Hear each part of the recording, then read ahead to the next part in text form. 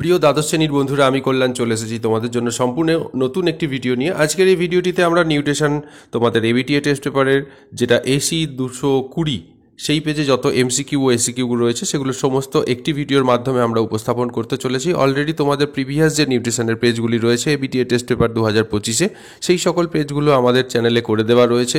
সেগুলোর ভিডিওর লিঙ্ক এই ভিডিও শেষে যে এন্ড স্ক্রিনে আসবে সেখানে দেখতে পেয়ে যাবে। চলো তবে আর দেরি না করে আজকের ভিডিওটি শুরু করা যাক।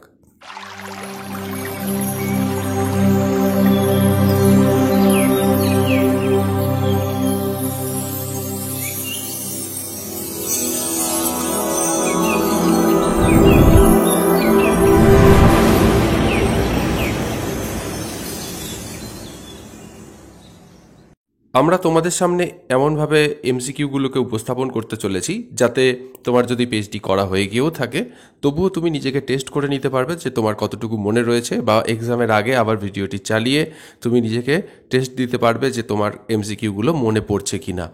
তো প্রথম প্রশ্নটি রয়েছে, গ্লুকোজেনিক নয় এমন একটি পদার্থ হলো। এখানে যে চারটে অপশন রয়েছে সেই চারটে অপশানের মধ্যে সঠিক উত্তর কোনটা সেটা যদি তুমি দিতে পারো তাহলে বড়ই ভালো, আর যদি না পারো তাহলে ভয় পাওয়ার কিছু নেই। দেখো এবং মনে রাখো, সঠিক উত্তরটি হবে অপশান সি, অ্যাসিটাইল কো এ। পরের প্রশ্ন যেটা রয়েছে সেটা হচ্ছে, এক অণু গ্লুকোজের সবাত শ্বসনে মোট উৎপন্ন এটিপির সংখ্যা কত?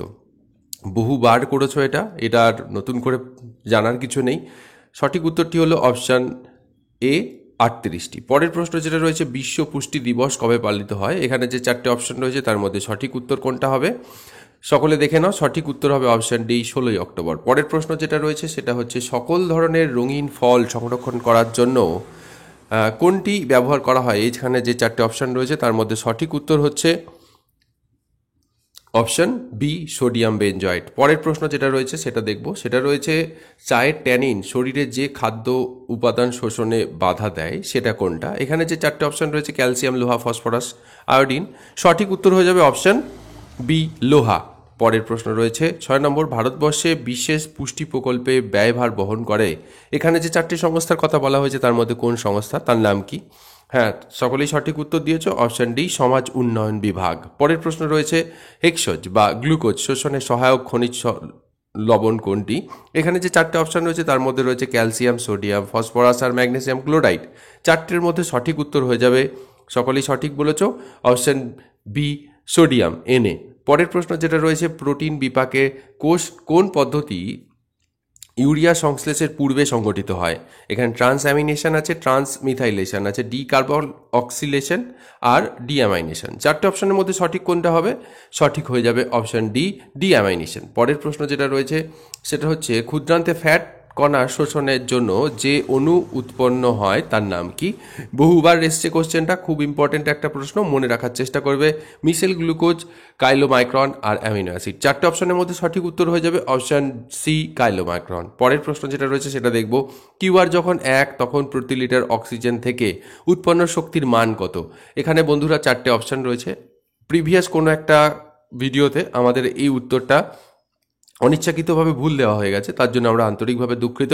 এখানে তোমাদের সঠিক উত্তরটি হয়ে যাবে অপশন বি, 5.058। পরের প্রশ্ন যেটা রয়েছে সেটা হচ্ছে, ভ্রূণের নিউরাল টিউবের ডিফেক্ট হয় যদি খাদ্যে ড্যাশের অভাব ঘটে।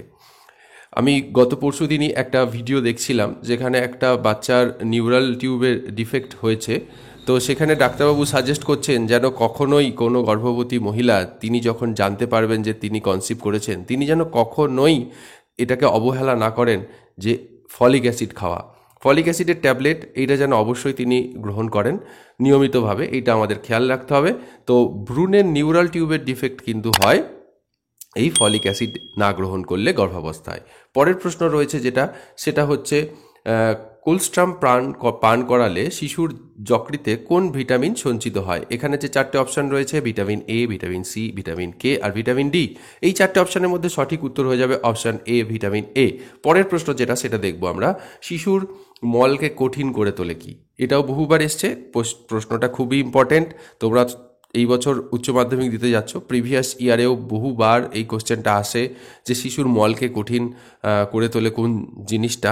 এটা খুব ভালো একটা প্রশ্ন, মনে রাখার চেষ্টা করো। সেটা হচ্ছে অপশান এ, ক্যালসিয়াম। সো পরের প্রশ্ন যেটা রয়েছে, পলিউরিয়া রোগটি যে হরমোনের সঙ্গে সম্পর্কিত তা হলো, এখানে যে চারটে অপশন রয়েছে থাইরক্সিন, এডিএইচ আর ইনসুলিন আর অ্যাডিনালিন, এখানে যে চারটে অপশন তার মধ্যে সঠিক উত্তর হয়ে যাবে অপশন বি এডিএইচ। এডিএইচ এর পুরো কথা কি বন্ধুরা, তোমাদের কি জানা আছে? না জানা থাকলে কমেন্ট সেকশনে জানাও, আর যদি না জানো কমেন্ট সেকশনে বলো, আমি বলে দিচ্ছি। চলো পরের প্রশ্নটা দেখে নিই। পরের প্রশ্ন রয়েছে কোয়াসিওরকর রোগীকে দিতে হবে, এর মধ্যে যে চারটে অপশন রয়েছে তার মধ্যে কোন জিনিসটা? Potassium citrate, calcium lactate, iron therapy আর সবগুলো। এই যে চারটে অপশন তার মধ্যে সঠিক উত্তর হয়ে যাবে অপশন সি আয়রন থেরাপি। পরের প্রশ্ন যেটা সেটা দেখব, সেটা রয়েছে সম্মিলিত জাতিপুঞ্জের স্বাধীন স্বশাসিত সংস্থার নাম কি? এখানে যে চারটে অপশন রয়েছে তার মধ্যে দেখো আইসিএমআর একটা রয়েছে আর এফএও রয়েছে। তো আইসিএমআর এর পুরো কথা জানা আছে? যদি জানা থাকে তাহলে কমেন্ট সেকশনে জানাও। আর এফএওর পুরো কথা সেটাও হচ্ছে জানা আছে, ফুড অ্যান্ড এগ্রিকালচার অর্গানাইজেশন। চলো সঠিক উত্তর হয়ে যাবে option C food and agriculture organization FAO. পরের প্রশ্ন যেটা রয়েছে, শ্রবণ ও দর্শন উভয়ের মাধ্যমে শিক্ষাদানের উপায় হলো রেডিও, চলচ্চিত্র, চার্ট আর স্লাইড। এখানে যে চারটে অপশন তার মধ্যে সঠিক উত্তর হয়ে যাবে অপশন বি চলচ্চিত্র। পরের প্রশ্ন যেটা সেটা দেখবো আমরা, NAPPNB এর প্রাপক কারা? এখানে যে চারটে অপশন রয়েছে তার মধ্যে সঠিক উত্তর হয়ে যাবে অপশন সি 1 থেকে 5 বছরের ছেলেমেয়েরা। পরের প্রশ্ন, শিশুর কেন্দ্রীয় স্নায়ুতন্ত্রের গঠনের জন্য মাতৃদুগ্ধে উপস্থিত যে অ্যামিনো অ্যাসিডটি প্রয়োজন সেটি কোনটি? এখানে যে চারটে অপশন রয়েছে সেই চারটের মধ্যে সঠিক উত্তর হয়ে যাবে অপশন বি টরিন। পরের প্রশ্ন রয়েছে, পেপসিনোজেনকে পেপসিনে পরিণত করতে সাহায্য করে। এখানে লাইপেজ, HCl, সুক্রেজ আর ল্যাকটেজ আছে। চারটে অপশন, চারটের মধ্যে সঠিক উত্তর হয়ে যাবে অপশন বি HCl। HCl এর পুরো কথা হাইড্রোক্লোরিক অ্যাসিড। এটা আমাদের স্টমাকে থাকে। এটা স্টমাকে আমাদের কতটা পরিমাণে থাকে জানা আছে কি? যদি কেউ জানো তাহলে কমেন্ট সেকশনে জানাও। চলো পরের প্রশ্ন দেখি। পরের প্রশ্ন রয়েছে, বাল আহারের প্রধান অংশ কি? এখানে গমের আটা, ভাজা ছোলা ও ময়দা, চীনাবাদাম ও ময়দা, এখানে গুঁড়ো দুধ। এখানে প্রধান অংশ বলেছে কিন্তু, সুতরাং গমের আটা। পরের আমাদের এমসিকিউগুলো শেষ হয়ে গেল, এসএকিউগুলো দেখব। যদি বন্ধুরা ভিডিওটি ভালো লাগে তাহলে অবশ্যই লাইক করো, চ্যানেলে নতুন হয়ে থাকলে অবশ্যই চ্যানেলটি সাবস্ক্রাইব করে তোমার বন্ধুদের সাথে শেয়ার করো, আর আমাদের এই পরিবারের সদস্য হয়ে যাও। চলো তবে প্রথম প্রশ্ন যেটা রয়েছে এসএকিউতে দেখি, ট্রান্সমিথাইলেশন বলতে কি বোঝো? বহুবার দিয়েছি কিন্তু তোমাদের এবার এবিটিএ টেস্ট পেপারের এই কোশ্চেনটি এসএকিউতে, সুতরাং খুব ভালো করে মুখস্থ রেখো, মনে রেখো, যাতে এক্সামে আসলে ভুল না হয়ে যায়। যে পদ্ধতিতে মিথাইলেজ নামক উৎসেচকের সাহায্যে কোনো একটি অ্যামিনো অ্যাসিড থেকে অন্য কোনো পদার্থে মিথাইল মূলকের স্থানান্তর ঘটে সেটাকে ট্রান্সমিথাইলেশন বলা হয়। পরের প্রশ্ন রয়েছে, ইউরেমিয়া কি? এটাও বহুবার রয়েছে। রক্তে ইউরিয়া বা অন্যান্য নাইট্রোজেন ঘটিত বর্জ্য পদার্থের স্বাভাবিক মাত্রার চেয়ে অধিক মাত্রায় উপস্থিতির জন্য যে অস্বাভাবিক অবস্থার সৃষ্টি হয় তাকে ইউরেমিয়া বলা হয়। তোমাদের পরের প্রশ্নটি রয়েছে, ক্ষুদ্রান্ত থেকে নিশ্চিত প্রোটিন ভঙ্গক উৎসেচকগুলির নাম লেখো। খুব ভালো একটা প্রশ্ন, যে ক্ষুদ্রান্ত থেকে নিশ্চিত, কিন্তু তোমাকে বলেনি অগ্নাশয় থেকে নিশ্চিত উৎসেচকগুলোর নাম। আর ক্ষুদ্রান্ত এমন একটা সেকশন যেখানে কিন্তু আমাদের অগ্নাশয় থেকে নিশ্চিত উৎসেচকগুলো ক্ষুদ্রান্তের ডিওডিনামে এসে মেশে এবং সেখানে আমাদের পরিপাকে সাহায্য করে। তো এখানে ক্ষুদ্রান্ত থেকে নিশ্চিত প্রোটিন ভঙ্গক উৎসেচকগুলোর নাম বলেছে। তো আমি এখানে তোমাদের গ্রিন কালারের যে হাইলাইটার ইউজ করে তোমাদের বলেছি সেই কটাই কিন্তু উৎসেচকগুলির নাম। সেটা হচ্ছে ইরেপসিন, অ্যামিনোপেপটাইডেজ আর ডাইপেপটাইডেজ আর নিউক্লিয়েজ, এই চারটে। এছাড়াও আছে একটা দুটো। তো এখানে ব্যাপারটা কি আছে না, আন্তরিক রসে উপস্থিত ইরেপসিন নামক উৎসেচক লোয়ার পেপটাইডেড শোষণে উপযোগী অ্যামিনো অ্যাসিডে পরিণত করে লোয়ার পেপটাইডেডকে ভেঙে। আর পরে যেটা রয়েছে সেটা হচ্ছে অ্যামিনোপেপটাইডেজ, এটা উৎসেচক, এটা পেপটাইডকে অ্যামিনো অ্যাসিডে রূপান্তরিত করে। আর ডাইপেপটাইডেজ, এটাও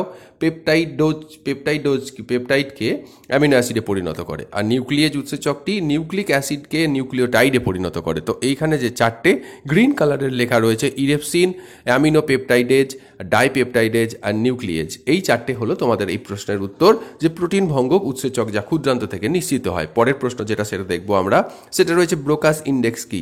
ব্রোকাস সূচক হলো শুধুমাত্র উচ্চতা পরিমাপ ব্যবহারের একটি আদর্শ শরীরের ওজন একটি অনুমান। ব্রোকা সূচকটি পল ব্রোকা দ্বারা তৈরি করা হয়েছিল।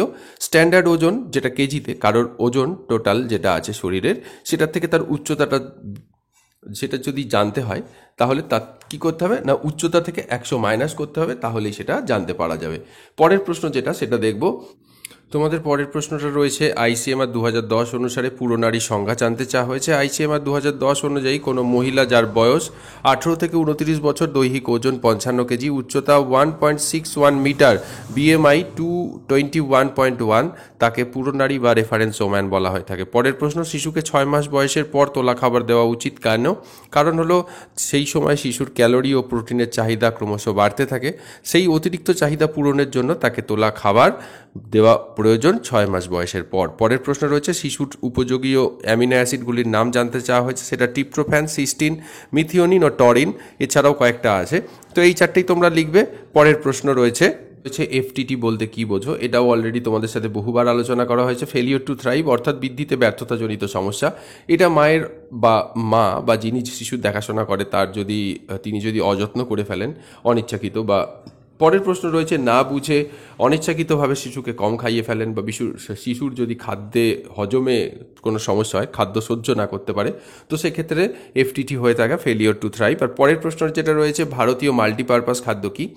ভারতীয় মাল্টিপারপাস মানে বিভিন্ন উদ্দেশ্যে ব্যবহার হয় এরকম খাদ্য বলতে এমন ধরনের খাদ্যকে বোঝানো হয় যা বিভিন্ন প্রয়োজন মেটাতে সক্ষম, যা পুষ্টি উপাদানে সমৃদ্ধ থাকে, যা 8/3 ভাগ খাদ্যের দৈনন্দিন পুষ্টির চাহিদা পূরণ করে থাকে, ভারসাম্যপূর্ণ ডায়েট হিসাবে বিবেচিত হয়। ভারতীয় খাবারের সাধারণত যে উপাদানগুলো মাল্টিপারপাস হিসাবে কাজ করে সেগুলো হলো ডাল, চাল, আটা, ময়দা, সবজি প্রভৃতি। পরের প্রশ্ন যেটা রয়েছে সেটা দেখবো আমরা।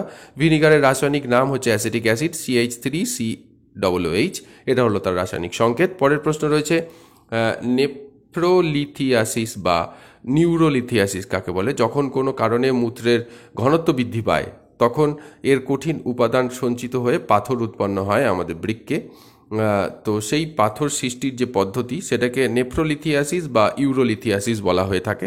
পরের প্রশ্ন বাণিজ্যিকভাবে প্রস্তুত ওআরএসের উপাদানগুলো। অলরেডি আমরা প্রিভিয়াস দুটো ভিডিওতে এই সেম কোশ্চেন এসএকিউতে আলোচনা করেছি যে বাণিজ্যিক ওআরএস প্রস্তুতির জন্য গ্লুকোজ 13.5 গ্রাম, সোডিয়াম ক্লোরাইড 2.6 গ্রাম, ট্রাইসোডিয়াম সাইট্রেট 2.9 গ্রাম, পটাশিয়াম ক্লোরাইড 1.5 গ্রাম প্রতি 1 লিটার জলে হিসাবে ব্যবহার করে থাকে।